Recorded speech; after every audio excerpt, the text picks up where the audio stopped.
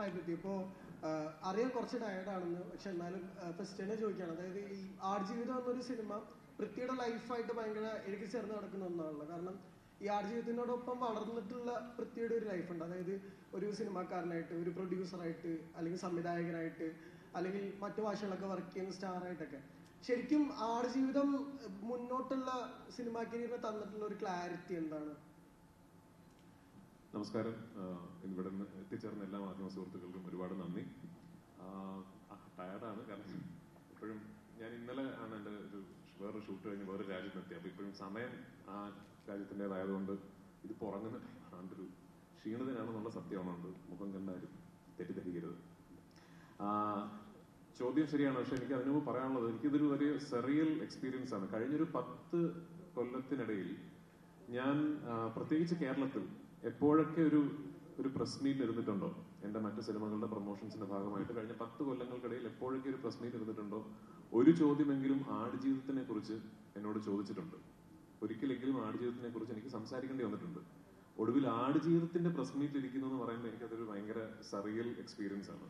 നമ്മൾ കുറേ വർഷങ്ങൾ വെസ്റ്റേട്ടനും ഞാനും ഇതെന്നെങ്കിലും തുടങ്ങും എന്ന് കരുതിയിരുന്നൊരു സ്വപ്നം, പിന്നെ കുറെ വർഷങ്ങൾ ഇതെന്നെങ്കിലും തീരും എന്ന് കരുതിയിരുന്ന സ്വപ്നം, ഇന്ന് എല്ലാം കഴിഞ്ഞ് റിലീസിനോടനുബന്ധിച്ച് ഒരു പ്രസ് മീറ്റ് നടത്തുന്നു എന്ന് പറയുന്നത് ഒരുപാട് സന്തോഷമുള്ള കാര്യം. അതാണ് ആദ്യം പറയേണ്ടത്. ശരിയാണ്, ആടുജീവിതം എന്ന സിനിമ എൻ്റെ ജീവിതത്തിലേക്ക് കടന്നു വന്നപ്പോൾ ഞാനന്നൊരു സംവിധായകനായിട്ടില്ല, ഒരു നടൻ എന്ന രീതിയിൽ ഞാൻ വളരെ വളരെ ചെറുപ്പമായിരുന്നു. അന്ന് ഞാൻ വിവാഹിതനല്ല, ഞാനൊരു അച്ഛനല്ല. അപ്പോൾ ശരിയാണ്, ആടുജീവിതത്തിന്റെ യാത്രക്കിടയിൽ ജീവിതം ഒരുപാട് മാറി, ലൈഫ് ഒരുപാട് ഇവോൾവ് ആയി. I believe as an actor ഒരുപാട് മാറ്റങ്ങൾ സംഭവിച്ചു. ആസ് ഒരു സിനിമാ പ്രവർത്തകൻ എന്ന നിലയിൽ ഒരുപാട് മാറ്റങ്ങൾ സംഭവിച്ചു. സംവിധായകനായി, നിർമ്മാതാവായി, വിതരണക്കാരനായി. പക്ഷെ എനിക്ക് തോന്നുന്നു ആടുജീവിതം എന്ന സിനിമയുടെ എക്സ്പീരിയൻസ് എന്നെ ഏറ്റവും കൂടുതൽ സ്വാധീനിക്കാൻ പോകുന്നത് ഒരു സിനിമാ നടനോ സംവിധായകനോ നിർമ്മാതാവോ ആയിട്ടല്ല, ഒരു മനുഷ്യൻ എന്ന രീതിയിലാണ്. ആ സ്വാധീനം തീർച്ചയായിട്ടും ഇനി വരും കാലങ്ങളിൽ എൻ്റെ അഭിനയത്തെയും എൻ്റെ സിനിമാ നിരീക്ഷണത്തെയും ജീവിത നിരീക്ഷണത്തെയൊക്കെ സ്വാധീനിച്ചേക്കാം എന്ന് ഞാൻ മനസ്സിലാക്കുന്നു. കാരണം ഇതൊരു ലൈഫ് എക്സ്പീരിയൻസ് ആണ് എന്ന് ഞാൻ കരുതുന്നു. ഓഫ് കോഴ്സ് നജീബ് എന്ന മനുഷ്യൻ ജീവിച്ച ജീവിതവുമായിട്ടൊന്നും യാതൊരു കമ്പാരിസണും ഇല്ല, അദ്ദേഹം അനുഭവിച്ച യാതനകളുമായിട്ടൊന്നും യാതൊരു കമ്പാരിസണും ഇല്ല. പക്ഷെ നമ്മുടേതായ ഒരു രീതിയിൽ we had a long phase, ഒരു വലിയ യാത്രയായിരുന്നു. അങ്ങനെ ഒരു യാത്രയൊന്നും എല്ലാ സിനിമകൾക്കും കിട്ടല്ലേ എന്ന് പ്രാർത്ഥിക്കുന്നു. ആക്ച്വലി കിട്ടല്ലേ എന്നാണ് പ്രാർത്ഥിക്കുന്നത്. പക്ഷെ അങ്ങനെ ഒരു എക്സ്പീരിയൻസ് ഞങ്ങൾക്കുണ്ടായി. അത് for ever in my life. I think I will be thankful for it. ഇപ്പോൾ അതെന്തായാലും as I was being part of the experience ഒരുപാട് ദിവസങ്ങളിൽ ബ്ലസ്ചേട്ടനും ഞാനും ഇതെന്തുകൊണ്ട് എന്തിനിങ്ങനെ എന്ന് ചിന്തിച്ചിട്ടുണ്ടെങ്കിലും ഇന്നിപ്പോൾ we are all very thankful for the experience and we are all richer as human beings. മനുഷ്യരെന്ന നിലയിൽ കുറെ കൂടെ ഇവോൾവ് ആയി. അപ്പോൾ തീർച്ചയായിട്ടും ഇനി വരും കാലങ്ങളിൽ എന്നും എൻ്റെ ഒരു bank of something that I draw from always, അത് ആടുജീവിതം എന്ന സിനിമയുടെ മേക്കിങ്ങും നജീബായി ഞാൻ ജീവിച്ച കുറച്ച് നാളുകളുമായിരിക്കും. ഒരു വലിയ ഇൻഫ്ലുവൻസ് ആയിരിക്കും തീർച്ചയായിട്ടും. പൃഥ്വി ഇന്നലെ പറയുണ്ടായി പൃഥ്വിരാജ് എന്നൊരു ഡയറക്ടർ അദ്ദേഹത്തിന്റെ 3ാമത്തെ ചിത്രം ആണ് ഇപ്പോൾ നിലവിൽ ചെയ്തുകൊണ്ടിരിക്കുന്നത്. പക്ഷേ ഞാൻ ഒരു 300 സിനിമകൾ ചെയ്തു കഴിഞ്ഞാലും ബ്ലസ്സി എന്ന ഒരു ഡയറക്ടർ ചെയ്ത ആടുജീവിതത്തിന് തുല്യമാകില്ല എന്ന് പറയുകയുണ്ടായി. ഏത് പെർസ്പെക്റ്റീവിലാണ് അത്തരത്തിലൊരു തോട്ടം? ഇപ്പൊ 3ാമത്തെ സിനിമ സംവിധാനം ചെയ്തുകൊണ്ട് എനിക്ക് തോന്നുന്നു ഞാൻ ഒരു സംവിധായകൻ കൂടിയാണെന്നൊക്കെ പറയാനായി തോന്നുന്നു. അപ്പൊ ആസ് എ ഡയറക്ടർ എനിക്ക് അളവില്ലാത്ത അസൂയുണ്ട് ബ്ലസ്സേട്ടനോട്. പക്ഷെ അസൂയോടൊപ്പം തന്നെ ഇതൊരിക്കലും എന്നെ കൊണ്ട് സാധിക്കില്ല എന്നുള്ള പൂർണ്ണ അറിവും എനിക്കുണ്ട്. ഞാൻ പറഞ്ഞ ഈ സിനിമയുടെ ഷൂട്ടിംഗ് തുടങ്ങിക്കഴിഞ്ഞ് നമ്മൾ നേരിടേണ്ടി വന്ന തടസ്സങ്ങൾ മാറ്റി നിർത്തിക്കൊണ്ട് തന്നെ ഈ സിനിമയെ കുറിച്ച് സംസാരിക്കുകയാണെങ്കിലും ഇങ്ങനൊരു ഒരു വിഷൻ പുൾ ഓഫ് ചെയ്യുക എന്ന് പറയുന്നത് ഒട്ടും എളുപ്പമല്ല. ആൻഡ് അതിനോട് ആഡ് ചെയ്യേണ്ട ഫാക്ട് എന്ന് പറയുന്നത് ബ്ലസ്ചേട്ടൻ 2008-2009 കാലഘട്ടങ്ങളിൽ ഈ സിനിമ ഏറ്റെടുക്കുമ്പോൾ അന്ന് മലയാളത്തിലെ എനിക്ക് തോന്നുന്നു നമ്പർ 1 ഫിലിം മേക്കേഴ്സ് ഒരാളാണ്. അന്ന് ബ്ലസ്ചേട്ടൻ, മമ്മൂക്ക, ലാലേട്ടൻ മുതൽ ഞാൻ വരെയുള്ള ഏത് നടീനടന്മാരോട് പോയിട്ട് എനിക്ക് ഒരു സിനിമ ചെയ്യണമെന്ന് പറഞ്ഞാലും മറ്റെല്ലാ കാര്യങ്ങളും മാറ്റിവെച്ച് ബ്ലസ്ചേട്ടന്റെ സിനിമ ചെയ്യാൻ സമയം കണ്ടെത്തുന്ന ഒരു സംവിധായകനാണ്. അവിടെ നിന്നാണ് അദ്ദേഹം 15-16 വർഷങ്ങൾ ഒരൊറ്റ സിനിമയ്ക്ക് വേണ്ടി മാറ്റിവെക്കുകയും ഒരു എപ്പിക് വിഷൻ പുൾ ഓഫ് ചെയ്യാൻ അദ്ദേഹം ഇപ്പൊ ബ്ലസ്സേട്ടനെ ഞാൻ കളിയാക്കി പറയും, കുടുംബത്തിലെ കാശുണ്ട്, അവന് ബ്ലസ്സേന്റെ ടെൻഷൻ ഇല്ല എന്നൊക്കെ. അത് ഞാൻ കളിയാക്കി സംസാരിക്കുമെങ്കിലും ദ ഫാക്ട് ഇസ് അതല്ലല്ലോ ഒരു ഫിൽം മേക്കറെ സംബന്ധിച്ചിടത്തോളം നമുക്ക് സിനിമകൾ ചെയ്യുക, നമ്മുടെ കൂടുതൽ കഥകൾ പറയാൻ സാധിക്കുക എന്ന് പറയുന്നത് തന്നെയാണ് ആത്യന്തികമായിട്ട് നമ്മുടെ ഏറ്റവും വലിയ ത്വര. അതൊരു 16 വർഷക്കാലം മാറ്റിവെച്ച് ഒരു സിനിമയുടെ പുറകെ നിൽക്കുക, ആ സിനിമയ്ക്ക് വേണ്ടി ഒരു ദിവസം പോലും ഒരു കോംപ്രമൈസിലേക്ക് പോകാം, അല്ലെങ്കിൽ ഇനി വേണ്ട, ഇനി എളുപ്പ വഴിയിൽ തീർക്കാം എന്ന് ചിന്തിക്കാതിരിക്കുക എന്ന് പറയുന്നത് എന്നെ കൊണ്ട് സാധിക്കുമെന്ന് എനിക്ക് തോന്നുന്നില്ല. അതുകൊണ്ടാണ് ഞാൻ പറഞ്ഞത്, ഇനി എത്ര സിനിമകൾ ചെയ്താലും ആടുജീവിതം എന്ന് പറയുന്ന ഒരു ബെഞ്ച് മാർക്ക് ഇനി മുതലുള്ള എല്ലാ സംവിധായകർക്കും നടീനടൻ, ഞാൻ പറയുന്നത് അതൊരു ആസ്പിറേഷണൽ ആയിട്ടല്ല, ഒരു സംവിധായകൻ ഒരു സിനിമയ്ക്ക് വേണ്ടി, അദ്ദേഹത്തിന്റെ സിനിമയ്ക്ക് വേണ്ടി, അല്ലെങ്കിൽ what A film maker can do for his own vision എന്നതിന്റെ ഒരു അൾട്ടിമേറ്റ് ബെഞ്ച് മാർക്കായിട്ടാണ് ഞാൻ അതിനെ കാണുന്നത്. ഇതിനപ്പുറത്തേക്കൊന്നും ഒരു ഫിൽം മേക്കറിന് തന്റെ ഒരു സിനിമയോട് ഒരു അർപ്പണബോധം ഒന്നും കാണിക്കാൻ പറ്റുമെന്ന് എനിക്ക് തോന്നുന്നില്ല. റമൻ സർ, ഇപ്പം വേൾഡ് തന്നെ ഏറ്റവും മോസ്റ്റ് വാണ്ടഡ് ആയ ഒരു മ്യൂസീഷ്യൻ എന്ന അർത്ഥത്തില് ആടുജീവിതം ചെയ്യാവുന്നൊരു ഡിസിഷൻ എടുത്തത് എങ്ങനെയായിരുന്നു?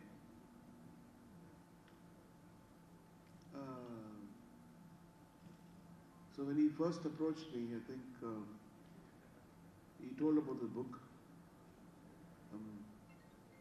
and how famous the book is, and I was just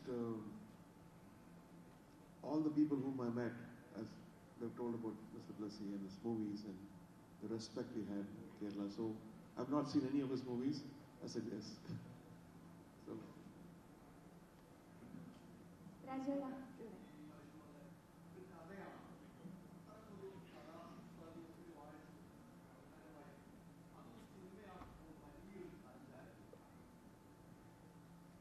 തീർച്ചയായിട്ടും കേരളത്തിൽ ഏറ്റവും അധികം വായിക്കപ്പെട്ട ഒരു കഥ, നോവൽ, അത് ഞാൻ സിനിമയായി കാണുന്നത് പോലെ തന്നെ ഇത് വായിച്ചിട്ടുള്ളവരൊക്കെ അവരുടെ മനസ്സിൽ ഒരു വിഷൻ കോറിയിട്ടിരിക്കുന്നു എന്നുള്ള വെല്ലുവിളിയാണ് ആദ്യം ഒരു എഴുത്തുകാരൻ എന്നുള്ള രീതിയിൽ ഇതിനെ സമീപിക്കുമ്പോൾ ഉണ്ടാകുന്നത്. എനിക്ക് തോന്നുന്നു അതൊരു വലിയൊരു ചാപ്റ്ററാണ് അതിനെക്കുറിച്ച് സംസാരിക്കേണ്ടത്. എങ്ങനെയാണ് ഒരു നോവൽ തിരക്കഥയാകുന്നു എന്നുള്ളത് തന്നെ. കാരണം എൻ്റെ 43 അധ്യായങ്ങളിലായിട്ട് ഒരു 3.5 വർഷക്കാലത്തെ ജീവിതം പറഞ്ഞ് ഓരോ 43 അധ്യായങ്ങളിലായി പറഞ്ഞ ഒരു നോവൽ ഒരു സിനിമയാക്കണമെങ്കിൽ ഒരു 9-10 മണിക്കൂറുകൾ വേണ്ടി വരുന്നതാണ്. ഞങ്ങൾ ഷൂട്ട് ചെയ്ത ഫസ്റ്റ് എഡിറ്റ് തന്നെ 3.5 മണിക്കൂർ ആണ് ഉള്ളത്. അപ്പോൾ അതിൽ നിന്നാണ് ഒരു 3.5 മണിക്കൂർ തിയേറ്ററിൽ ഇരിക്കാൻ പറ്റാത്ത സാഹചര്യങ്ങളൊക്കെ നമുക്കറിയാവുന്നത് കൊണ്ട് തന്നെയാണ് അതിനെ മറ്റ് ലെങ്തും ഒക്കെ കുറയ്ക്കാൻ സാധിച്ചിട്ടുള്ളത്. അപ്പം അതെ, അത് പിന്നീട് നമുക്ക് റിലീസ് ചെയ്യാൻ പറ്റുന്നതാണ്. കാരണം അത്രയധികം അതിനുവേണ്ടി പ്രത്യേകിച്ച് രാജുവിനോടുള്ള ഒരു ക്രൂരതകളാണല്ലോ. ഞാനിപ്പോഴും ഓർക്കുന്നുണ്ട്, ഒരു ഭയങ്കരമായ ഒരു രക്ഷപ്പെടേണ്ട ഓട്ടത്തിൽ ഓടുന്ന, വയ്യാത്ത കാലും വെച്ച് ഓടുമ്പോൾ മണൽക്കാട് മരുഭൂമി, മണൽക്കാടെന്ന് പറയാനാണ് പലപ്പോഴും തോന്നുന്നത്. ഈ മണൽക്കാട്ടിൽ പെട്ടെന്ന് നോക്കുമ്പോൾ രാജു തട്ടി മറിഞ്ഞ് വീഴുന്നു. അപ്പം ഞങ്ങൾ വിചാരിച്ചു അത് ചിലപ്പോൾ ഒരു അഭിനയത്തിന്റെ ഭാഗമാണോ എന്ന് വിചാരിച്ചു. എഴുന്നേറ്റ് ഇന്ന് ചീത്ത വിളിക്കുന്ന കണ്ടപ്പോഴാണ് മനസ്സിലായത് അഭിനയമല്ല. ഇതിന്റെ ഇടയിൽ ഒരു വലിയ കല്ല് കിടന്ന് അതിൽ തട്ടി വീഴുക. ആരെങ്കിലും വിചാരിക്കുമോ ഈ മരുഭൂമിയിൽ ഒരു പാറക്കല്ലുണ്ടാകും? അത് ഏതോ ഒരു മാർക്ക് ചെയ്യാനോ ഒരു ലോറിക്ക് മാർക്ക് ചെയ്യാൻ ഏതോ ഒരു അസിസ്റ്റന്റ് ഡയറക്ടർ ഇട്ടാണ്. പക്ഷെ ഇതൊന്നും എനിക്ക് നിങ്ങളെ കാണിക്കാൻ പറ്റുന്നില്ല. അത് മറ്റൊരു മീഡിയ കൂടെ ആയിരിക്കും കാണും. അപ്പം ഏറ്റവും ആദ്യത്തെ ചലഞ്ച്, ചോദ്യത്തിലേക്ക് വന്നു കഴിഞ്ഞാൽ ആദ്യത്തെ ചലഞ്ച് എന്ന് പറഞ്ഞാൽ പുസ്തകം വായിച്ചിട്ട് അങ്ങനെ കാണാനിരിക്കുന്ന ഒരു പ്രേക്ഷകനാണ്. ആ പ്രേക്ഷകന്റെ ചലഞ്ചിനാണ് എൻ്റെ ആദ്യത്തെ വെല്ലുവിളിയായിട്ട് ഞാൻ ഏറ്റെടുക്കേണ്ടത്. കാരണം നിങ്ങൾ കാണാത്ത എന്നാൽ അതിനോടൊപ്പം നിൽക്കുന്ന തരത്തിലുള്ള വിഷ്വലുകളിലേക്ക് എത്തുക എന്നുള്ളതാണ് ഒരു ഫിലിം മേക്കറിനെ സംബന്ധിച്ചിടത്തോളം, ഒരു റൈറ്ററിനെ സംബന്ധിച്ചിടത്തോളം ഉള്ള ഏറ്റവും വെല്ലുവിളി. അതുതന്നെയാണ് എൻ്റെ ഏറ്റവും വെല്ലുവിളി. അതുകൊണ്ട് തന്നെ ഒരു ജീവിതം പുസ്തകമായപ്പോൾ ഒരുപാട് ബെന്യാമിൻ അതിൻ്റെ അകത്ത് മാറ്റങ്ങളിലൂടെ കൊണ്ടുവന്നു. ഒരുപാട് ബെന്യാമിനായിട്ട് എഴുതി ചേർത്തു. അത് ഒരു സാഹിത്യത്തിൽ നിന്ന് സിനിമയിലേക്ക് മാറുമ്പോൾ എനിക്ക് പല രംഗങ്ങളും കാണിക്കാൻ ആവശ്യമുണ്ടാകുന്നില്ല. അല്ലെങ്കിൽ പല കാര്യങ്ങളും ഒരു പാരഗ്രാഫിൽ സൈനുവിനെ കുറിച്ച് പറഞ്ഞത് ചിലപ്പോൾ 4 or 5 സീനുകളിലായിട്ട് എനിക്ക് പറയാൻ പറ്റുമായിരിക്കും, അല്ലെങ്കിൽ കൂടുതലായിട്ട് അവരുടെ റിലേഷനെ കുറിച്ച്. അപ്പം അദ്ദേഹം പറയാതെ പോയിരിക്കുന്ന കാര്യങ്ങളെ കൂടുതൽ പറയാനാണ് ഞാൻ ശ്രമിച്ചിട്ടുള്ളത്. അല്ലെങ്കിൽ അദ്ദേഹം കാണാതെ പോയിട്ടുള്ള മരുഭൂമിയുടെ ജീവിതം കൂടുതൽ കാണിക്കാനായിട്ട് ശ്രമിച്ചിട്ടുള്ളത്. അപ്പം അത്തരത്തിലുള്ള എങ്കിൽ മാത്രമേ അതൊരു എക്സ്പീരിയൻസ് ആകത്തുള്ളൂ. അല്ലെങ്കിൽ ഒരു ഡോക്യുമെന്റേഷനാണ്, പുസ്തകത്തിൻ്റെ ഒരു ഡോക്യുമെന്റേഷൻ അല്ല ആടുജീവിതം എന്ന് പറയുന്നത്. ആടുജീവിതത്തിന് അതിൻ്റേതായിട്ടുള്ളൊരു ഐഡന്റിറ്റി ഉണ്ട്, എന്നാൽ പൂർണ്ണമായും ആ കഥയെ ബേസ് ചെയ്തിട്ട് തന്നെ ഉള്ളതാണ് എന്നുള്ളതാണ് എൻ്റെ ഒരു യാഥാർത്ഥ്യം. അതൊക്കെ പിന്നീട് വലിയ ഡിസ്കഷനിലേക്ക് വരാവുന്ന ഒരു ഇതായിട്ട് ഞാൻ കരുതുന്നു.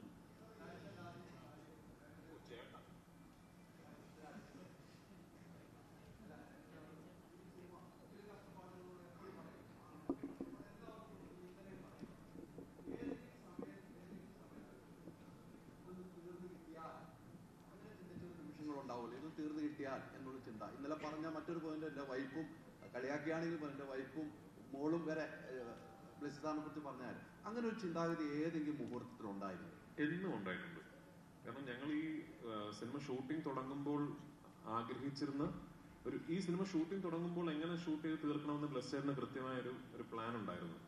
ആ പ്ലാൻ ആക്ച്വലി അങ്ങനെ വലിയ കുഴപ്പങ്ങളൊന്നും ഇല്ലാത്തൊരു പ്ലാൻ ആയിരുന്നു. ഓഫ്കോഴ്സ് ഇടയിലുള്ളൊരു അന്ന് 8 മാസമായിരുന്നു. 8 മാസത്തെ ഗ്യാപ്പ് ഇടയിലുണ്ടായിരുന്നു എനിക്ക് തടി കുറയ്ക്കാൻ വേണ്ടി. ആ 8 മാസത്തെ ഗ്യാപ്പ് അല്ലാതെ വേറെ അങ്ങനെ പ്രത്യേകിച്ച് എല്ലാം വളരെ പെർഫെക്റ്റ്ലി പ്ലാൻഡ് ആയിട്ടുള്ള ഒരു ഷെഡ്യൂൾ പ്ലാനിങ് ഒക്കെ ഈ സിനിമയ്ക്ക് ഉണ്ടായിരുന്നു.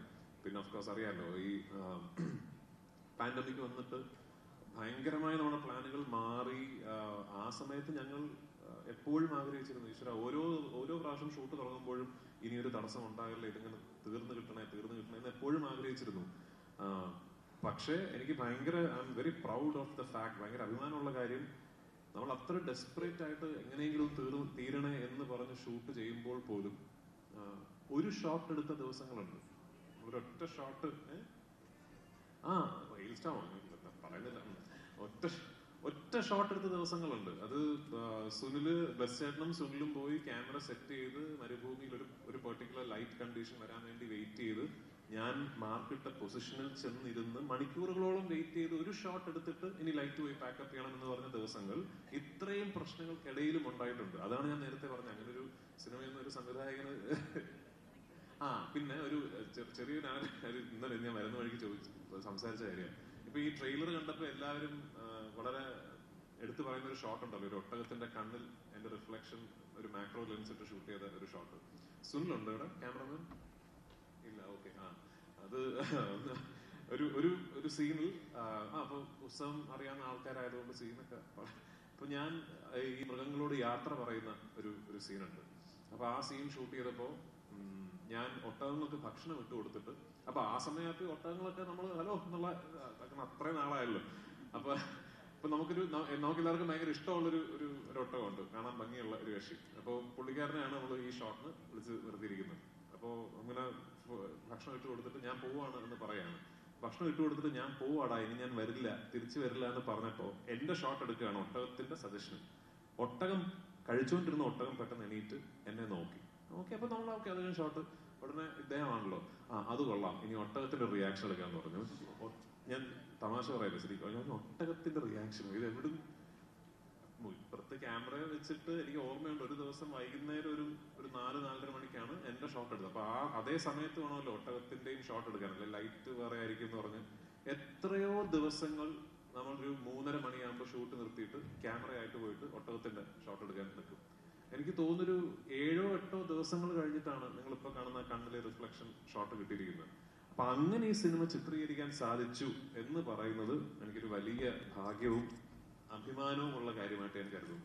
അപ്പൊ അത് തീർച്ചയായിട്ടും അത് ഒരു ദിവസമല്ല, ഒരുപാട് ദിവസങ്ങൾ ബ്ലെസ് ചേട്ടനും ഞാനും വൈകുന്നേരങ്ങളിൽ മരുഭൂമിയിലിരുന്ന് രാജു ഇതെന്ന് തീരുന്നത് സംസാരിച്ചിട്ടുണ്ട്.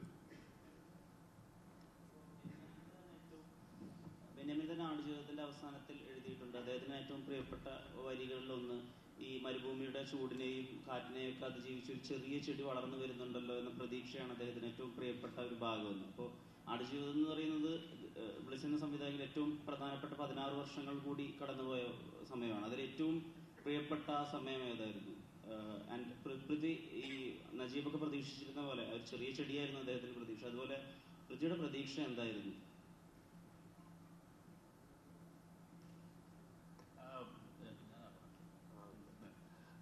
എനിക്ക് ഞാൻ ആദ്യം പറഞ്ഞല്ലോ, ഈ പുസ്തകം അങ്ങനെ പകർത്തിയ ഒരാളല്ല ഞാൻ. എനിക്ക് ഈ സിനിമയിൽ, നിങ്ങൾ സിനിമ കാണുമ്പോൾ മാത്രം അറിയാവുന്നതുകൊണ്ട് അത് ഡീറ്റെയിൽ പറയണം. ഈ സിനിമയിൽ എനിക്ക് ഏറ്റവും പ്രിയപ്പെട്ടതായി തോന്നിയ അത് ആ പുസ്തകത്തിൽ ഇല്ലാത്തൊരു സീനുണ്ട്. അതാണ് കാരണം. ഞാൻ എന്നും വിചാരിച്ചിട്ടുണ്ട്, ഭൂമിയുടെ മുകളിൽ നിന്ന് നോക്കുമ്പോൾ നമ്മളും മൃഗങ്ങളും ഒക്കെ ഈശ്വരനെ സംബന്ധിച്ചിടത്തോളം ഈക്വലായിട്ട് തോന്നിയിട്ടുണ്ട്. അതെനിക്ക് ഒരുപാട് മുമ്പേ തോന്നി. അപ്പം അത്തരത്തിൽ മൃഗങ്ങൾ നമ്മളോട് എങ്ങനെയാണ് കമ്മ്യൂണിക്കേറ്റ് ചെയ്യുന്നതിൻ്റെ ഒരു വലിയ ഒരു ഉദാഹരണമായിട്ട് ഒരു കുഞ്ഞ് ആട്ടുംകുട്ടി ഇദ്ദേഹവുമായിട്ട് അഭിനയിച്ചിട്ടുണ്ട്.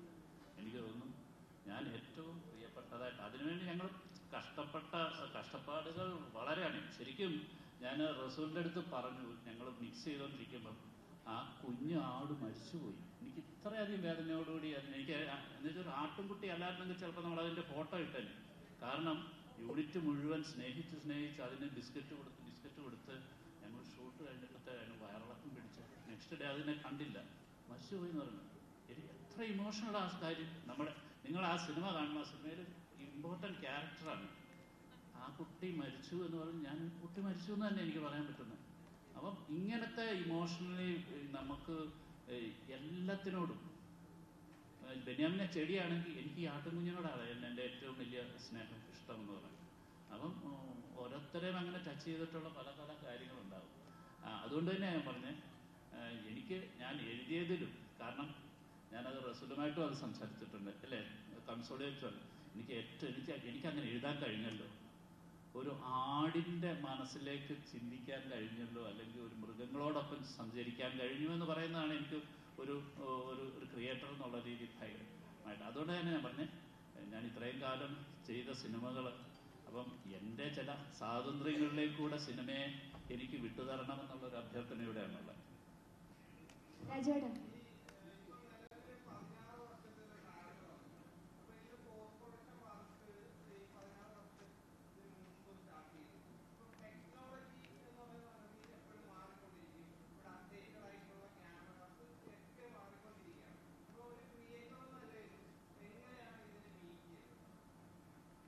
നമുക്കത് ഫേസ് ചെയ്യുന്നു. ഇപ്പം LF ക്യാമറ വരുന്നതിന്, മിനി LF വരുന്നതിന് മുമ്പാണ് നമ്മൾ ഫസ്റ്റ് ഷെഡ്യൂൾ ചെയ്തത് ആക്ച്വലി. പക്ഷെങ്കിൽ പിന്നീട് നമ്മൾ ഇതിൻ്റെ ഒരു ഘട്ടത്തിലേക്ക് എത്തിയപ്പോഴത്തേക്ക് മിനി LF-ലാണ് നമ്മൾ വൈഡ് സ്ക്രീനിലാണ്, അതാണ് നമ്മൾ ഷൂട്ട് ചെയ്തിട്ടുള്ളത്. ഞങ്ങൾ ഫസ്റ്റ് ഷെഡ്യൂൾ ചെയ്യുമ്പോൾ ഫുൾ ഫോമാറ്റ് ലെൻസസ് ഇല്ല. അപ്പൊ അന്ന് IMAX മാസ്റ്റർ ചെയ്യാൻ പറ്റില്ല എന്നുള്ളൊരു സാധനം ഉണ്ടായിരുന്നു. കാരണം IMAX ക്യാമറയിൽ തന്നെ ഷൂട്ട് ചെയ്യണം. അപ്പൊ അതിവിടെ ടെക്നോളജിക്കലി ചാലഞ്ചിങ് ആണ്. ഇന്നിപ്പോ നമുക്ക് ആക്ച്വലി സാധാരണ ക്യാമറയിൽ full format lenses full gate expose ചെയ്തിട്ട് IMAX-ൽ മാസ്റ്റർ ചെയ്യാൻ പറ്റും. അൺഫോർച്ചുനേറ്റ്ലി ഞങ്ങൾ തുടങ്ങിയ സമയത്ത് ടെക്നോളജി ഇല്ല. ചോദ്യം പ്രസക്തമാണ് ആക്ച്വലി. നമ്മൾ ബോഡി ട്രാൻസ്ഫോർമേഷൻ എന്ന് പറയുമ്പം എന്തിൻ്റെ പേരിലാണെങ്കിലും കുറച്ചൊരു റിസ്കി ആയിട്ടുള്ള കാര്യമാണ്. അപ്പം ഇത്രയും കാലം ഒരു സിനിമയ്ക്ക് വേണ്ടിയിട്ട് ഒരു ബോഡി ട്രാൻസ്ഫോർമേഷൻ നടത്തുക എന്നുള്ളത് വലിയ കാര്യമാണ്. അതിനെ ആദ്യമേ അപ്രിസിയേഷൻ ചെയ്യുന്നു. നിലവിൽ ഒരു ട്രാൻസ്ഫോർമേഷൻ നടത്തി കഴിഞ്ഞാൽ പിന്നീട് അത് കുറച്ച് ലൈഫിനെ ബാധിക്കും, അല്ലെങ്കിൽ നമ്മുടെ ശരീരത്തെ ബാധിക്കുമെന്ന് നമ്മൾ സിനിമയിലൂടെയാണ് ഇപ്പോഴും കണ്ടിട്ടുണ്ട്. അപ്പോൾ പിന്നീടുള്ള ലൈഫിനെ അത് എന്തെങ്കിലും തരത്തിൽ ബാധിച്ചിട്ടുണ്ട്? ഈ ട്രാൻസ്ഫോർമേഷൻ എന്തെങ്കിലും തരത്തിൽ ബാധിച്ചിട്ടുണ്ടോ? ഇപ്പൊ എനിക്ക് കൃത്യമായിട്ട് അറിയില്ല. ഇനി കുറച്ചുകൂടെ കഴിയുമ്പോഴായിരിക്കും ചിലപ്പോൾ ഇതിന്റെയൊക്കെ ഒരു ഇഫക്റ്റ് ഉണ്ടാകാതിരിക്കട്ടെ എന്ന് പ്രാർത്ഥിക്കുന്നു. പക്ഷെ അത് ഈ പറഞ്ഞ ശരിയാണ്. അങ്ങനെ ഒരു നമ്മൾ എത്ര തന്നെ കെയർഫുൾ ആയിട്ട്, ഇപ്പൊ ഞാനൊക്കെ ഇത് ചെയ്യുമ്പോൾ ഓഫ്കോഴ്സ് ഒരു ന്യൂട്രീഷനിസ്റ്റ് ഉണ്ട്, ഡോക്ടേഴ്സ് ഉണ്ട്, ഓൺ സെറ്റ് ഡോക്ടേഴ്സ് ഉണ്ട്, എനിക്ക് അജിത് എന്ന് പറഞ്ഞൊരു ട്രെയിനർ ഉണ്ട്. അവരെല്ലാവരും അവരവരുടെ മേഖലകളിലുള്ള എക്സ്പേർട്സിന്റെ സൂപ്പർവിഷനിലാണ് ഞാനത് ചെയ്യുന്നത്. എന്നാലും സേഫസ്റ്റ് പോസിബിൾ വേയിൽ ചെയ്യാൻ എന്നുള്ളേ ഉള്ളൂ. അല്ല ഒരു മനുഷ്യന്റെ 1/3 ഓഫ് ദ ബോഡി വെയിറ്റ് കളയുക എന്ന് പറയുന്നത് ഇറ്റ്സ് നെവർ അങ്ങനെ ഒരു ഹെൽത്തി ആയിട്ടുള്ള കാര്യമല്ലല്ലോ. പക്ഷെ എനിക്ക് ഈ സിനിമ 2008-2009 കാലഘട്ടങ്ങളിൽ ഈ സിനിമ ചെയ്യുന്നു എന്ന് തീരുമാനിച്ചപ്പോൾ തന്നെ തിരിച്ചറിഞ്ഞ കാര്യമാണ്. ഈ സിനിമയിൽ അഭിനയിക്കണമെങ്കിൽ ഇങ്ങനൊരു കാര്യം ചെയ്യേണ്ടതായിട്ടുണ്ട്. അപ്പൊ അതിന് ഞാൻ തയ്യാറായതുകൊണ്ടാണല്ലോ അന്ന് ആ സിനിമയ്ക്ക് ഓക്കെ ചെയ്യാം എന്ന് പറഞ്ഞത്. അല്ലെങ്കിൽ ഞാൻ ഈ സിനിമയോടും നജീബ് എന്ന വ്യക്തിയുടെ ജീവിതത്തിനോടും ചെയ്യേണ്ട ഏറ്റവും വലിയ ജസ്റ്റിസ് എന്ന് പറയുന്നത് അത് വേണ്ട, അങ്ങനെയൊക്കെ ചെയ്യാൻ പറ്റില്ല എന്ന് തോന്നുകയാണെങ്കിൽ സോറി, ഇത് മറ്റൊരു നടനെ ഏൽപ്പിക്കുക. കാരണം ഓഫ്കോഴ്സ് ഒരുപാട് നടന്മാർ ഇതിനു വേണ്ടി തയ്യാറായിട്ടുണ്ടാവും. അത് ആ വേഷം എനിക്ക് ചെയ്യാൻ പറ്റി എന്നുള്ളത് എന്റെ ഭാഗ്യം. I tried my best. എനിക്ക് ഒരു കാര്യം എനിക്ക് തോന്നുന്നു വളരെ സന്തോഷപൂർവ്വം അഭിമാനപൂർവ്വം പറയാൻ പറ്റുന്നത് ഞാനൊരു 10% പോലും കുറച്ചുകൂടെ ട്രൈ ചെയ്യാമായിരുന്നു എന്നുള്ളൊരു കാര്യം എനിക്ക് ആടുജീവിതത്തിലില്ല കേട്ടോ. അത് എന്നെ കൊണ്ട് പറ്റുന്നതിന്റെ മാക്സിമം ആണത്.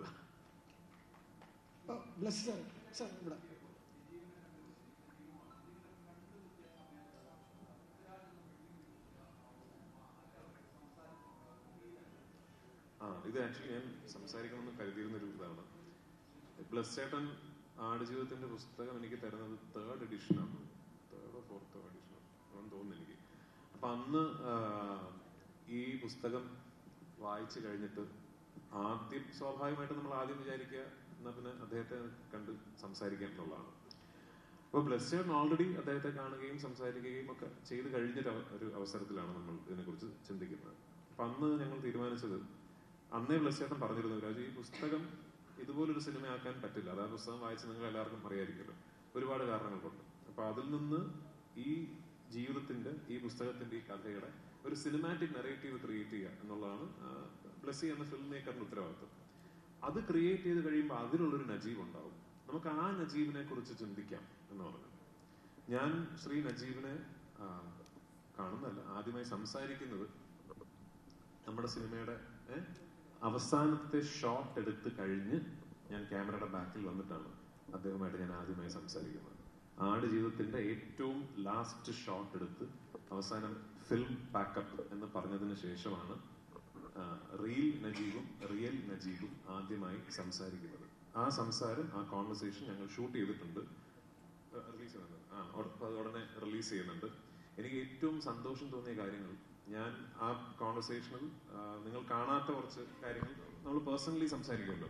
അപ്പൊ അന്ന് നജീബൊക്കെ ആയിട്ട് ഞാൻ സംസാരിച്ചപ്പോൾ ഞാൻ ചോദിച്ചു വന്നിട്ടുള്ള ചോദ്യങ്ങളുണ്ട്. ശരിക്കും ആ സമയത്ത് ഞാൻ ഇങ്ങനെ ചെയ്തത് അതായിരുന്നോ എന്നൊക്കെ ചോദിച്ചപ്പോ എത്ര കാര്യങ്ങൾ അറിയോ, അയ്യോ അത് അങ്ങനെ കറക്റ്റാ എന്നോട് പറഞ്ഞത്. എനിക്ക് ഭയങ്കര സന്തോഷം തോന്നിയ കാര്യമാണ്. അപ്പൊ അത് ഓഫ് കോഴ്സ് അപ്പൊ എനിക്കത് എന്റെ ക്രെഡിറ്റ് അല്ല കേട്ടോ. അപ്പൊ അതായത് ബ്ലസ് ചേട്ടൻ ഇമാജിൻ ചെയ്ത നജീബ് എന്ന വ്യക്തി അദ്ദേഹത്തിന്റെ ജീവിതത്തിൽ ആ സമയത്ത് അനുഭവിച്ച യാതനകളും ആക്ച്വലി അത്രയും സിമിലർ ആയിരുന്നു എന്ന് പറയുന്നത് അത് ഫിലിം മേക്കറിന്റെ ക്രെഡിറ്റ് ആണ്. പക്ഷെ ഇത് ആക്ച്വലി വളരെ കൗതുകമുള്ളൊരു കാര്യമാണ്. എനിക്ക് എപ്പോൾ വേണമെങ്കിലും കാണാമായിരുന്നു, എപ്പോൾ വേണമെങ്കിലും സംസാരിക്കാമായിരുന്നു. ഈസിലി ആക്സസബിൾ ആണ് അദ്ദേഹം. ബെനിച്ചേട്ടന്റെ അടുത്ത സുഹൃത്താണ്, ബ്ലസ് ചേട്ടന്റെ സുഹൃത്താണ്, ഇപ്പോൾ എനിക്ക് നന്നായിട്ട് അറിയാവുന്ന വ്യക്തിയാണ്. പക്ഷെ ആദ്യമായി ഞങ്ങൾ പരസ്പരം സംസാരിക്കുന്നത് ലാസ്റ്റ് ഷോട്ട് ഷൂട്ട് ചെയ്ത് കഴിഞ്ഞിട്ടാണ്. എനിക്ക് തോന്നുന്നു അതുമായി ബന്ധപ്പെട്ടുള്ള ഒരു ഇതെന്ന് പറഞ്ഞാൽ ശരിക്കും ഒരു പുസ്തകത്തിലെ നജീബിന്റെ ഒരു ഫ്രെയിമിൽ നിന്നും സ്ക്രീൻ പ്ലേയിലേക്ക് എത്തുന്ന ഒരു നജീബ് ഒക്കെ അല്ലെങ്കിൽ എഴുതി വെച്ചിരുന്ന ഡയലോഗുകൾ ഒക്കെ ഒരു ലൊക്കേഷനിലേക്ക് എത്തി ഇദ്ദേഹത്തിന്റെ രൂപമാറ്റങ്ങളിലേക്ക് വന്നു കഴിയുമ്പോൾ ഞങ്ങൾ അറിയാതെ മൂന്നാമത്തെ ഒരു ജനറേഷനിലേക്ക് വരികയാണ്. അതാണ് ഈ സിനിമയ്ക്കുണ്ടായ ഏറ്റവും വലിയ കെമിസ്ട്രി എന്ന് വേണമെങ്കിൽ പറയുന്നത്. അത് അത്ര ഒരു മാജിക്കിലേക്ക് എന്ന് വെച്ചാൽ ഇന്ന ഡയലോഗ് ഇയാൾക്ക് പറയാൻ പറ്റത്തില്ല എന്നുള്ളത് ആ വേഷത്തിൽ തന്നെ ആ ക്യാരക്ടറുടെ ഇൻവോൾവ്മെന്റിൽ അറിയാതെ പോകുന്നതാണ്. അപ്പൊ അങ്ങനെ കൊണ്ടുപോയിട്ടുള്ള ഇതാണ് ഇതിന്റെ മേക്കിങ്ങിന്റെ ഏറ്റവും വലിയ ആ സ്വഭാവത്തിന്, ആ സിറ്റുവേഷൻ അനുസരിച്ചാണ് അത് വളർന്നുകൊണ്ടിരിക്കുന്നത്. അല്ലാതെ എഴുതി വെച്ചതല്ല ശരിക്കും ഷൂട്ട് ചെയ്തത്. Hi Prithviraj.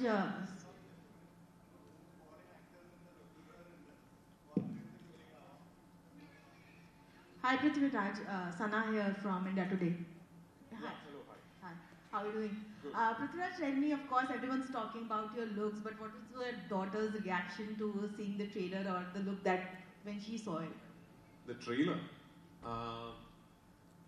So, I mean, she associates the whole film with my beard because I used to be sporting a really long beard for the longest time, and she thought it was very cool. So, she keeps associating Adujeevitham with, the time Dada had the beard. I don't know if there is a film I'd want her to see, and I've made this remark before and people have taken it out of context. When I said that, I've not shown my films to my daughter.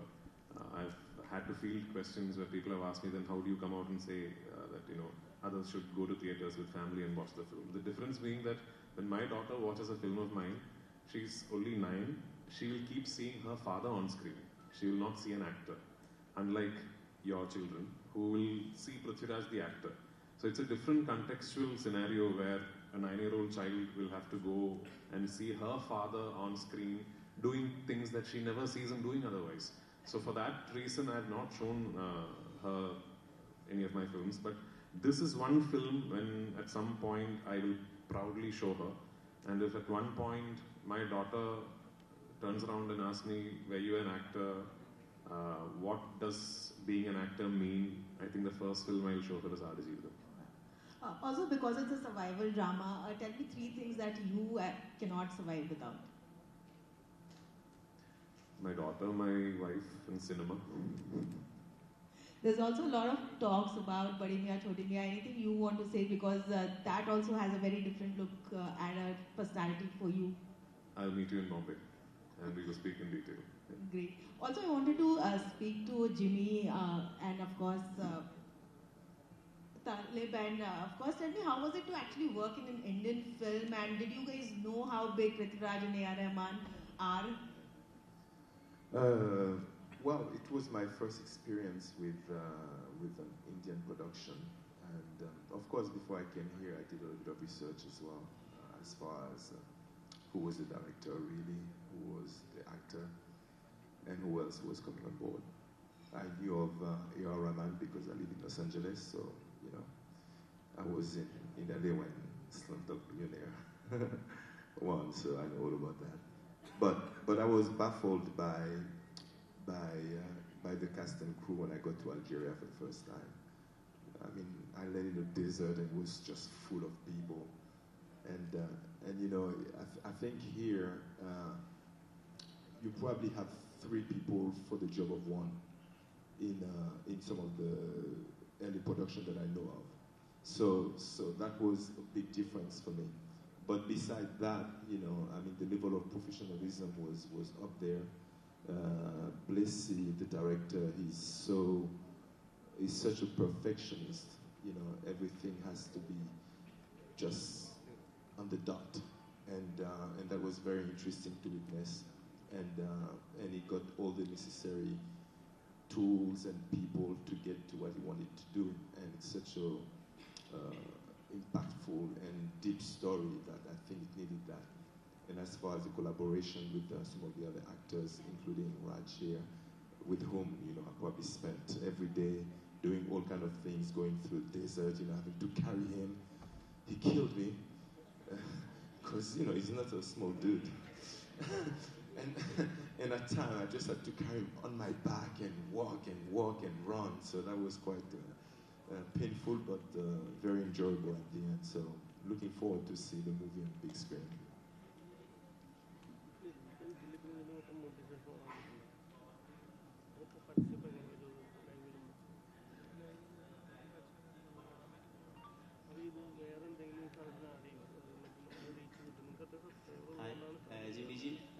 Ibrahim Qadri's role in the life of Najib has kind of a godly presence. When we look at his entrance to his life and the exit, it has some kind of precious effect. So, how do you see Ibrahim Qadri in your eyes, and what was the biggest struggle entering into the life of Ibrahim? Well, at first it was understanding the character that I was playing, number 1, so which was well understood. And after I met Blessy, it became even clearer. So, I mean, I looked at him as a spirit with a human body that is here for the good. So it's like, how do I embody that? You know, how can I portray that kind of character where I'm only here for one specific mission and make it as clear, as simple, and as truthful as possible. That's what I tried to do. Hopefully I was successful at it, but that's how I saw the character, that's how I read it, and that's how I think I've played it. Rahman sir, Aadujeevitham എന്നുള്ള പുസ്തകം അല്ലെങ്കിൽ വായിച്ചവർക്കറിയാം, ആടുജീവിതത്തിൽ ഒരുപാട് ദൈവത്തിന്റെ കയ്യൊപ്പുകളുള്ള പോലത്തെ ഒരുപാട് സന്ദർഭങ്ങളുണ്ട്. ഈ സിനിമയിലും ഇവർ ഈ 16 വർഷങ്ങൾ അല്ലെങ്കിൽ ബ്ലെസ്സി സാറിന്റെയും പൃഥ്വിരാജിന്റെയും ഒക്കെ 10-ലേറെ വർഷങ്ങൾ പ്രൊജക്റ്റിന് കൊടുക്കണമെങ്കിലും അത് അത്ര സ്പെഷ്യൽ ആയിട്ടുള്ള ഒരു കാര്യമാണല്ലോ.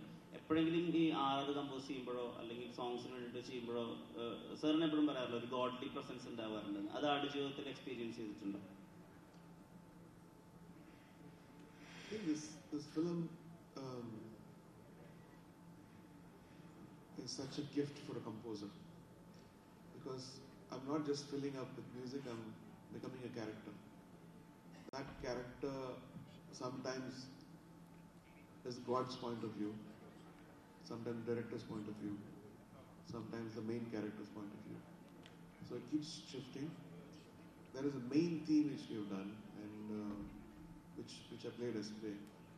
And that is the main theme, which is probably God looking at the main character, Najib, with mercy.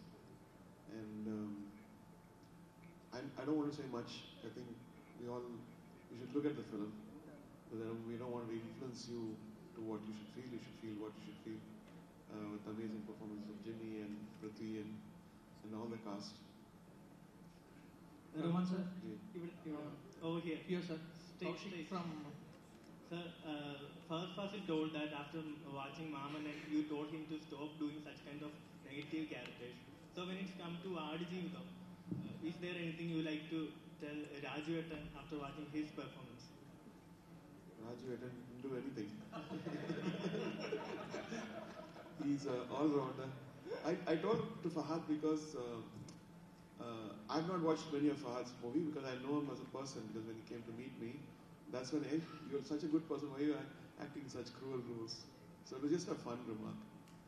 And Prithvi, I think, is evolved so much. I've worked on Ravanan, I've worked on Kavya Talivan, and all of them are very heavily demanding roles. And in this you should see, I don't want to say much, just watch. Rajesh അതേപോലെ ഇപ്പം actor Prabhas ഇപ്പം സിനിമയുടെ poster ആണെങ്കിലും trailer ആണെങ്കിലും ഇറങ്ങുമ്പോൾ എല്ലാം share ചെയ്യുന്നുണ്ട്. I hope he's more excited about this film. അപ്പോൾ ട്രെയിലർ കണ്ടിട്ടുള്ള അദ്ദേഹത്തിന്റെ ഒരു റിയാക്ഷൻ എങ്ങനെയായിരുന്നു, എന്താണ് പറഞ്ഞത്? പ്രഭാസ് ട്രെയിലർ വളരെ നേരത്തെ കണ്ടിട്ടുണ്ട്. പ്രഭാസിന് ഭയങ്കര ആകാംക്ഷയോടുകൂടി ഈ സിനിമ ഇറങ്ങുമ്പോൾ കാണണം എന്ന് പറഞ്ഞ്, പിന്നെ ഓഫ് കോഴ്സ് ഞങ്ങളിപ്പോൾ അങ്ങനൊരു we are quite close in the sense we've done a whole film together. Salar Part 2 is going to start shoot very soon. In fact, very, very soon. So we are in touch, and he is a very good friend now. When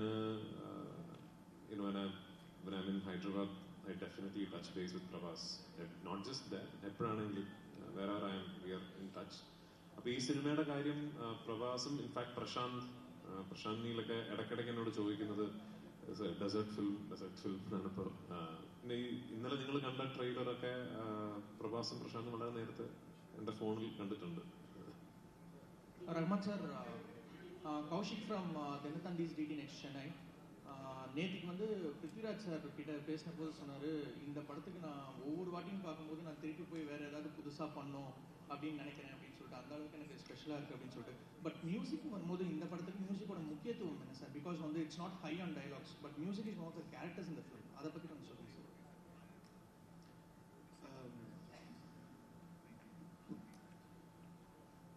இந்த படத்தை மியூசிக்கால கெடுக்கலாம். Because music தப்பா போட்டோம்னா I think எழுந்து போயிடுங்க அந்த மாதிரி. So if somebody is having an emotion on screen, the characters have an emotion, and constantly have to check whether I'm over preempting the emotion or adding too much to what he's doing or countering it. Countering it is what I wanted to try in this one. If somebody is crying, I should not be crying too. There'll be too much. So I should be almost like a hugging, embrace, mother-like character in the music. Sometimes, as I said, it's a more divine character.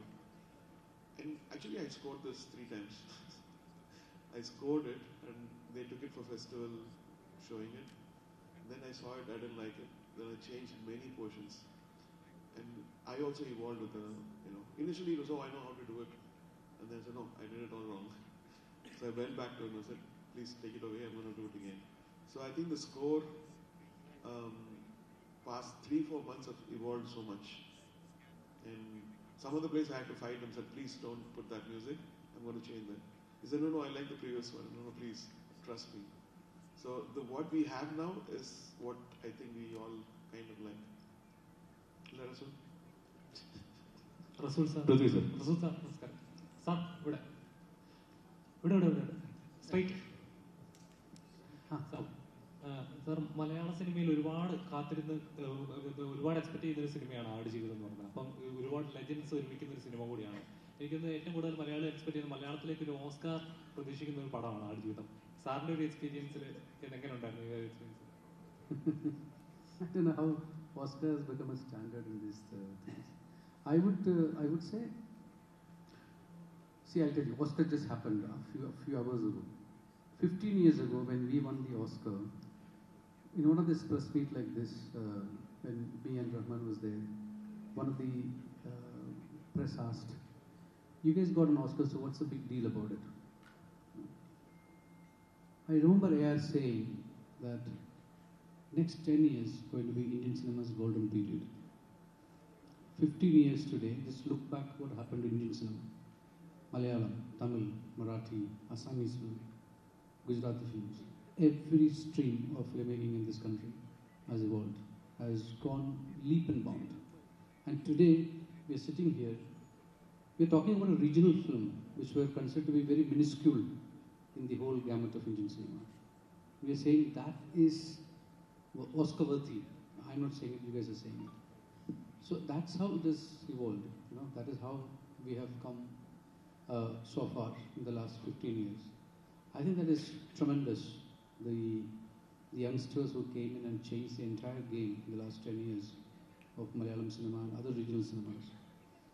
That's the most beautiful thing. And I think Aadijivitham is in the pinnacle of that. Sorry to cut in. I think the respect which each industry is giving and getting. People in Pakistan are talking about Malayalam movies. Yeah. And when did we see the South Indian heroes transcending to North India? It was never allowed before. It's so easy now, and it's because of the talent and what they're doing. It's great. So it was always there. If you look at the history of Indian cinema, like Anil Kapoor, Jitendra, all these people started in the South, and South Indian films are very big in the 60s and 70s. And if you look at the biggest musical that has come in Indian cinema, it was always from the South. I mean, native South Indian actors. Yeah, true. So, I mean, Shivaji Ganesh was big, MGR was big, they all were there. But now looking at South Indian cinema and trying, okay, what are we doing wrong? The Hindi cinema is thinking, there's something wrong about us. And I feel what is wrong about Hindi cinema today is that they started making packages. Last 10 years, that's what they did.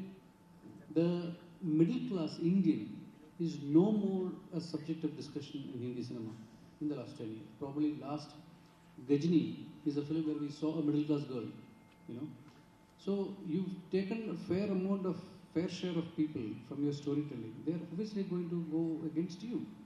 And if you look at regional cinema, regional literature, it is rooted. Regional cinema's writing is rooted in regional literature. So where the literature is strong, you have strong subjects and you have strong cinema.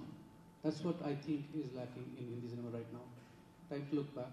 And writing is very strong in the cinema, and a lot of literature influence is making, a film.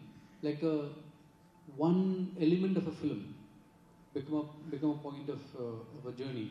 Manjumal Boys, for example. You take one element 30 years ago, you see in one song, and that is become a filmic idea. So those are the things that are happening. People are like flourishing. So it's so beautiful to be part of that movement, I would say. Hi, hi sir. Namaste. Anil here. Here it is. Anil from Karnataka. So, being a star, being a hero, you dedicated 6 years for Aadijivitham. What made you to dedicate your 6 years for this film? Losing a weight and gaining a weight. Being a star, you'll be busy with other films also. Even though you managed with your date for Aadijivitham, what made you to dedicate yourself for this? So what made me dedicate 6 years to this film? The pandemic. Even losing a weight and gaining that. The pandemic, actually. Okay. Or it was never meant to be 6 years. We were supposed to finish shooting in 2 years, which was a reasonable time frame for a film like this. I mean, you will need at least 2 years to do a film like this with an actor going through such a big transformation. And that plan was very set, and we were all very comfortable with it. But then the pandemic happened, and then we had to sort of change locations in the last minute. So we started in Kerala, then we went to Jordan, then we had to come back, then we restarted in Algeria, then came back to Jordan, then came back to Kerala. So all this put together just went on for a while. But having said that, now when I see the film, it's all worth it. You know, I have absolutely no regrets. It's all worth it. What is my 6 years is a person sitting next to me who's given 16 years. So, you know, what am I complaining about? You released in Malayalam, Salar, you released in Malayalam, and now Hombale releasing your film in Karnataka. How happy to associate with that? Yeah, I mean, I'm overjoyed. It's just that I think people tend to ask me this question very particularly because I've released a few Kannada films in Kerala, starting with KGF 2, then 777 Charlie. I also did Saptasagara and all that. But I just think I am part of a much larger movement where industries are now working more closely with each other, and this is a dynamic relationship that I think should and will progress. And that is not just with Prithviraj Productions or me and Hombale. I think all over people are now thinking now, for example, Aadijivitham is being released by Hombale in Karnataka, Red Giant in Tamil Nadu, Anil Tadhani in the north, Maitri in Andhra and Telangana. So these are all my friends. I have had, so with Anil Tadhani, with Maitri, with Hombale, all these people are people with who I have had discussions about how we should all be working together. And they have been saying the same thing to me for the past 5-6 years. You know, I remember from about 2017-18, we've had these discussions, and now it's all coming into fruition. And it's a wonderful way to be doing cinema. It's a wonderful way for industries to be hand-holding each other and making sure that our content travels all over the country. And I think that is the way forward, not just for big-ticket films like Aadijivitham, for all content. I think if we decide to work together, and if we decide that we all are going to make great content and we all are going to work for each other to make sure that the content travels, I think it's wonderful days ahead for Indian cinema in general. Hi, sir. Rick, sir. Hi. Hi, here. So we all know that you're an Arabic actor. So what was an exciting factor that you found in Malayalam film industry and other than the languages? Wow. That's a very good question. Thank you. But right on point. I think I've said this before. I don't know if you're familiar with the history of cinema, but the Lumiere brothers have first invented the camera, and then the first 3 countries to purchase the camera were the Moroccans and the Egyptians and the Indians. So from the get-go, Indian cinema has more than 50, probably more than 60 years ahead of humanity. So in answer to your question, I think I went back to school again. It was so amazing to see very talented people who were very dedicated and very passionate, and I can't put it like lightly when I say very passionate.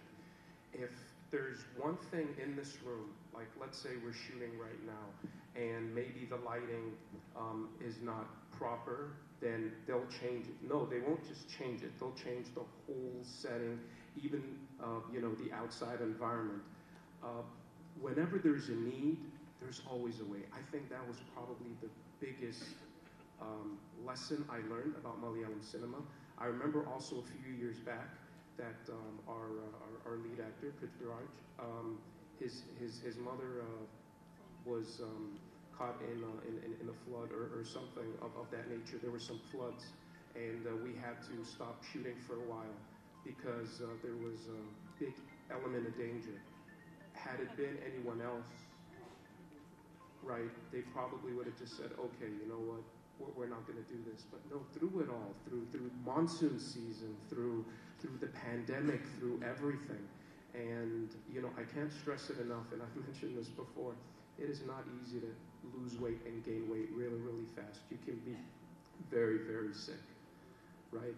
It's happening with different actors. But the fact that he's here with us right now and that everybody that has worked on this film is still here with us is a testament to Malayalam cinema's can-do attitude that we can all learn from in different industries around the world. Yes, absolutely. Talib sir is from Oman. Book വായിച്ചവർക്ക് Talib sir ഏത് ക്യാരക്ടറായിരിക്കും ചെയ്തിരിക്കുക എന്ന് guess ചെയ്യാം. So any questions?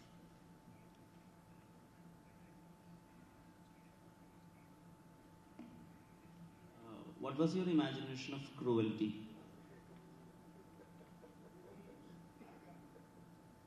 Assalamu alaikum, all of you, and very good morning. Actually, I was dreaming one day to act in India. From 1969, I was watching Indian films. And from 1974, I started acting in TV and small films. 2014, I worked in a long film, big film. It was a cinema. Before all the films it was a small cameras and things like serials and these things.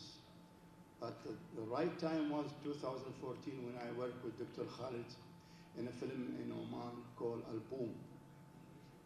Then again we work 2017, we did Zayana film.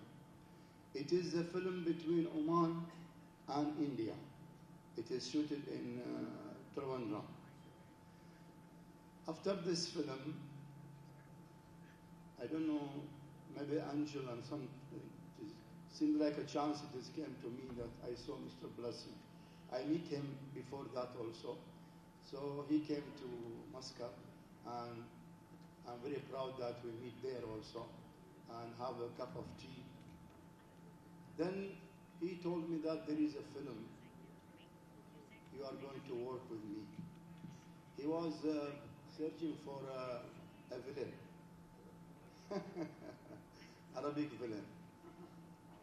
It was my really chance that I'll be in this film and in Kerala.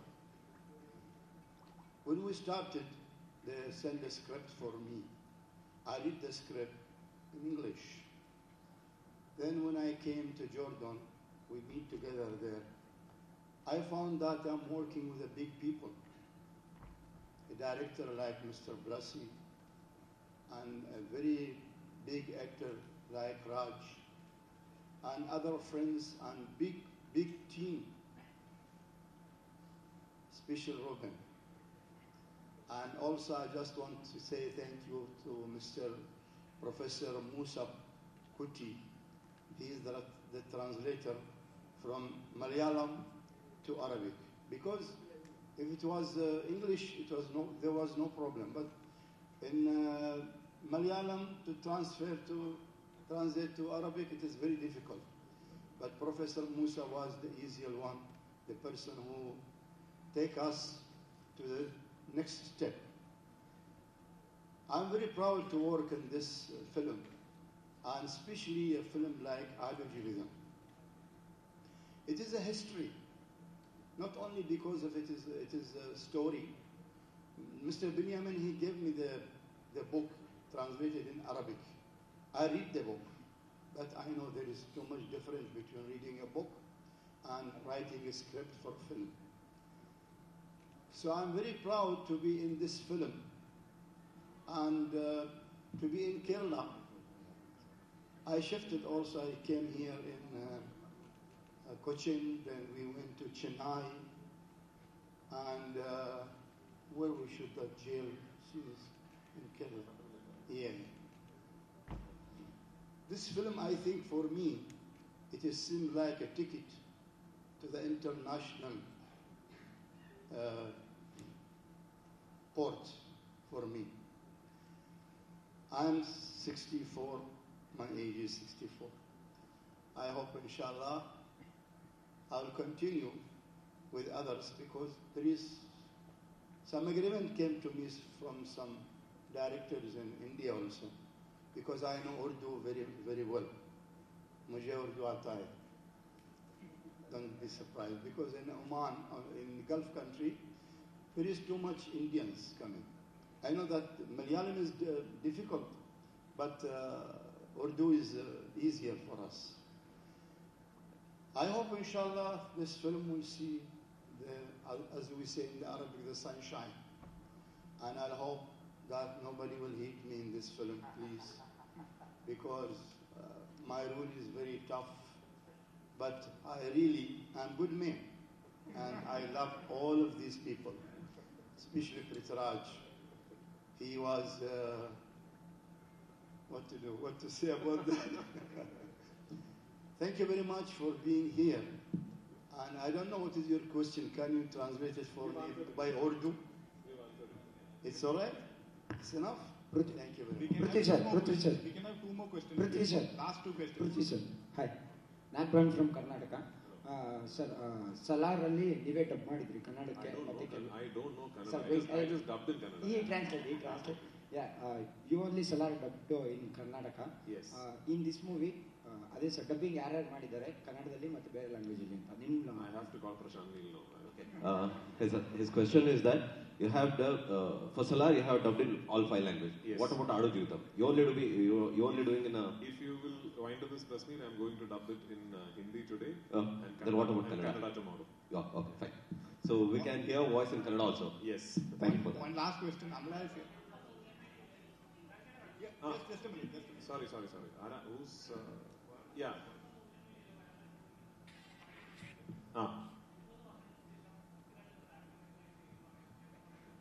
Okay.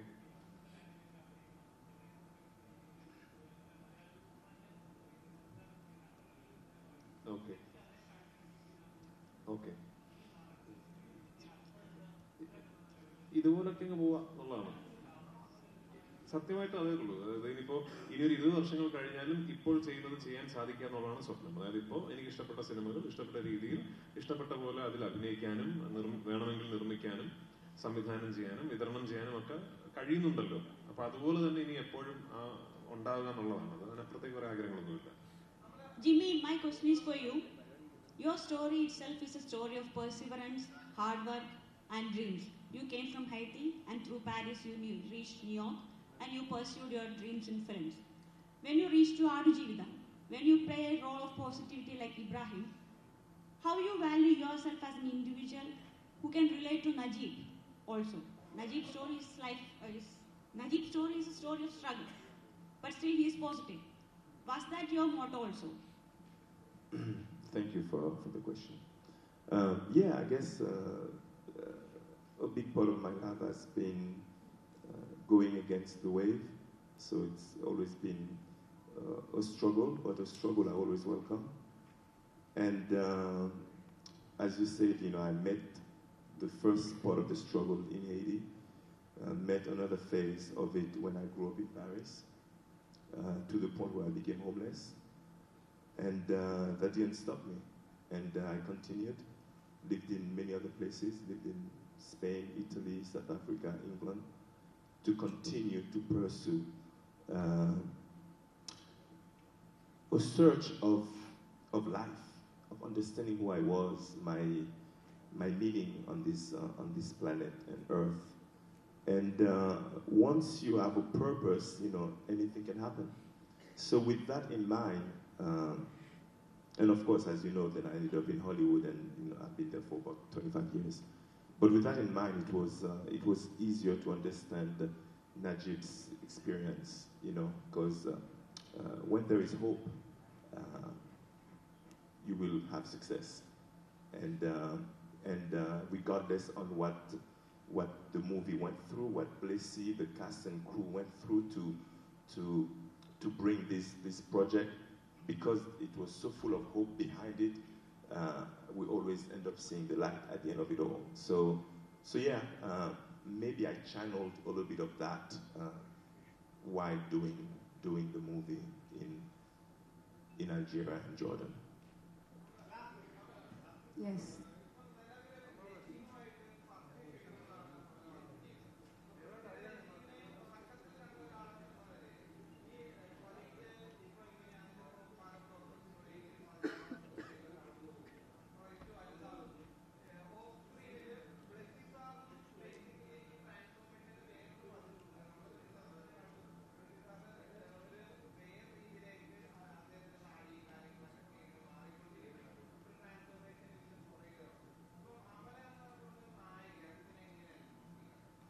Good morning, everyone. Sorry, എനിക്ക് muscle cramps കൂടുതലുള്ളതുകൊണ്ട് I got really late. Apologies for that. ആടുജീവിതത്തിന്റെ honeymoon ഫേസിലുണ്ടായ ആളാണ് ഞാൻ. The best part of Aadujeevitham, there was a lot of water and a lot of greenery and a lot of peace. And then yes, എല്ലാവരും ഒരു major ട്രാൻസ്ഫോർമേഷനിലൂടെയാണ് പോയത്. ഇപ്പോൾ ഇവരെല്ലാം ഇരിക്കുന്ന പോലെ വളരെ പുഷ്ടിപ്പെട്ട് വളരെ ഹാപ്പി ആയിട്ടാണ് ഞാൻ ഇവരെ കേരള സ്കെഡ്യൂളിൽ കണ്ടത്. And then after that I was seeing like എല്ലാവരുടെയും very different in terms of physically, emotionally. ഞാൻ അത് കഴിഞ്ഞിട്ട് ബ്ലസ്സിനെ കണ്ടപ്പം I remember he was looking very weak and very unhealthy, and അപ്പം അതിനെക്കുറിച്ച് സംസാരിക്കുകയുണ്ടായി. And like I said, like ബ്ലസ്സിന്റെ body is trying to catch up with his passion. Like body അത്ര weak ആയിരുന്നെങ്കിലും, അല്ലെങ്കിൽ even though he was sick, he was going through some diet and all, but in spite of all that, he was only talking about the film. And അത് കഴിഞ്ഞിട്ട് ബ്ലസ്സിനെ കണ്ടപ്പോൾ ബ്ലസ്സിയേട്ടൻ was telling സൈനുവിന്റെ പെർസ്പെക്റ്റീവിലുള്ള, Najeeb ഇല്ലാതെ സൈനു അനുഭവിച്ച ഒരു ജീവിതം, സൈനു എന്തായിരിക്കും ഫേസ് ചെയ്തിട്ടുണ്ടാവുക, അതിനെക്കുറിച്ചൊക്കെ സംസാരിക്കുമായിരുന്നു. So like physically, even Prithvi and I was just seeing some pictures and some rushes and all. In fact, 2021 ഡബിന് വേണ്ടിയിട്ട് ഒരു പാച്ച് ഡബിന് വേണ്ടിയിട്ട് ഞാൻ ചെന്നൈയിലെ സ്റ്റുഡിയോയിൽ പോയപ്പം I was seeing a teaser. അപ്പോൾ ആ ടീസർ കണ്ടു കഴിഞ്ഞിട്ട് ഞാൻ I didn't recognize Prithvi in that. He was in the teaser and I'm like, അത് ആരാണ് ആക്ടർ ആരാന്ന് ഞാൻ ചോദിച്ചപ്പോൾ then they said that's Prithvi, and I'm like, what? Please play it again. So yeah, അത് കഴിഞ്ഞിട്ട് everybody, all of them were unrecognizable, and even the film took over into a different different feel altogether. And again, I'm back in the honeymoon phase of Aadijeevitham, the best phase, I think the very easy phase. So for me, the journey has been, I'm like a tiny drop in this ocean, but I'm very, very grateful and blessed to be a part of this project. Yeah.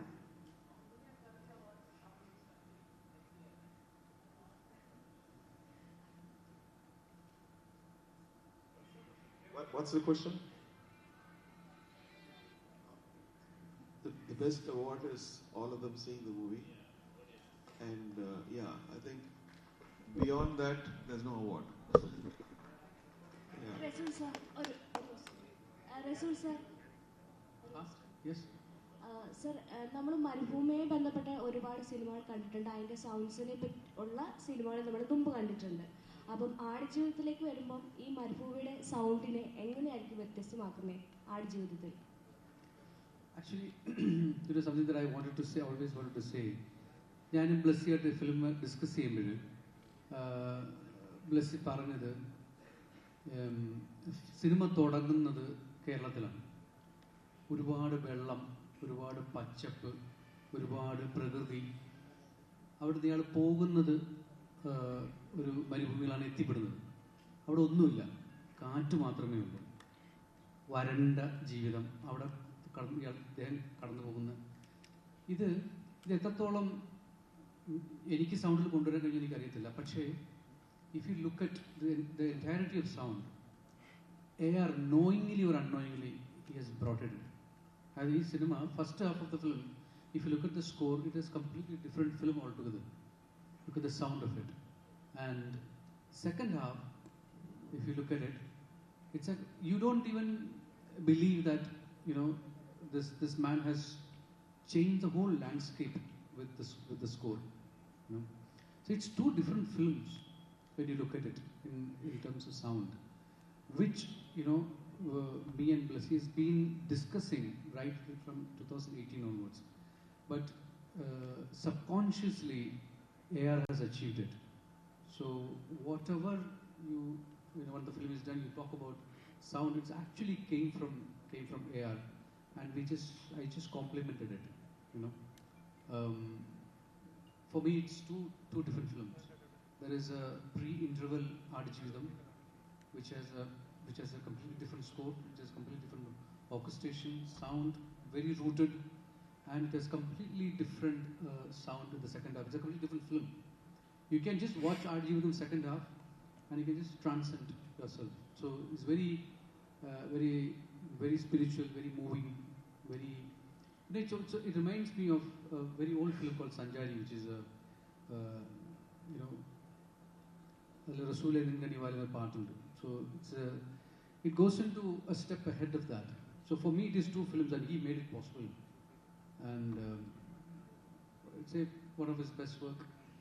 The Rahman that I heard when I was in the film school in 1992. I hear it in Aadujivitham. ഇവിടെ എനിക്ക് പെട്ടെന്ന് തോന്നിയ ഒരു കാര്യം, ഈ സിനിമയുടെ ആദ്യത്തെ സീനുകൾ എഴുതുമ്പോൾ ഒരു പരന്ന മരുഭൂമി ആദ്യമായി കാണിക്കുമ്പോൾ ഞാനത് വരികളിൽ എഴുതി അവിടെ സ്വർഗത്തിൽ നിന്നുള്ള ഒരു സംഗീതം ഭൂമിയിലേക്ക് അരിച്ചിറങ്ങുന്നത് പോലെയാണ്. ഞാൻ സാറിൻ്റെ അടുത്ത് പറഞ്ഞത് അങ്ങനെയാണ്, എനിക്ക് അവിടെ എവിടെയോ ഒരു ദൂരത്തു നിന്ന് ഒരു സ്വർഗീയ സംഗീതം താഴേക്ക് പൊഴിഞ്ഞിറങ്ങുന്ന പോലെ. അതാണ് ഇന്നലെ നിങ്ങളെങ്കിലുമൊക്കെ കേട്ടിട്ടുണ്ട് ഒരു theme മ്യൂസിക്കിനകത്ത്. Thank you so much. Thank you so much. Before we wrap up, once again ഇവിടെ എത്തിച്ചേർന്ന എല്ലാ മാധ്യമ സുഹൃത്തുക്കൾക്കും ഒരുപാട് നന്ദി. ഒരു കാര്യം എനിക്ക് പറയണമെന്ന് തോന്നിയത്, ഇതിപ്പോ ഞങ്ങൾ ഈ ഇരിക്കുന്നവരാണ് ഈ സിനിമയിൽ പ്രവർത്തിച്ചവർ, പക്ഷെ ആടുജീവിതം എന്ന് പറയുന്ന ഈ കഥ, ഈ പുസ്തകം, ആ ജീവിതം, ഇന്നിപ്പോ ഈ സിനിമ എനിക്ക് തോന്നുന്നു ഒരു മലയാളിയുടെയാണ്. ഞങ്ങൾ ഈ സിനിമ ഇന്ന് ഈ രൂപത്തിൽ എത്തിപ്പെടാൻ ഒരു നിമിത്തമായി, അല്ലെങ്കിൽ ഞങ്ങൾക്ക് ആ പ്രിവിലേജ് കിട്ടിയെന്ന് മാത്രമേ ഉള്ളൂ. വളരെ ചുരുക്കം ചില സിനിമകളാണ് അത്തരം ഒരു ഐഡന്റിറ്റിയിലേക്ക് എത്തിപ്പെടുക. ഒരു ഫുൾ ഒരു ഇൻഡസ്ട്രിയുടെ സിനിമ, അല്ലെങ്കിൽ ഒരു എല്ലാ മലയാളികളുടെയും സിനിമ എന്ന് പറയുന്ന അങ്ങനെ ഒരു ഐഡന്റിറ്റിയിലേക്ക് എത്തിപ്പെടാൻ സാധിക്കുന്നത്, പ്രത്യേകിച്ച് റിലീസിന് മുമ്പ് എത്തിപ്പെടാൻ സാധിക്കുന്ന വളരെ ചുരുക്കം ചില സിനിമകളേ ഉള്ളൂ. And we deem it a privilege to be able to be exponents of that dream. നിങ്ങളുടെ എല്ലാവരുടെയും അനുഗ്രഹവും പ്രാർത്ഥനയും ഈ സിനിമയ്ക്കൊപ്പം ഉണ്ടാവണം. 28-ാം തീയതി റിലീസിനും എനിക്ക് തോന്നുന്നു നിങ്ങളെ ഇനിയും we will still B meeting. അപ്പോൾ നിങ്ങളുടെ എല്ലാവരുടെ അഭിപ്രായങ്ങളും നിങ്ങളുടെ എല്ലാവരുടെ അനുഗ്രഹവും ഈ സിനിമയ്ക്കൊപ്പം ഉണ്ടാവണം. Thank you so much.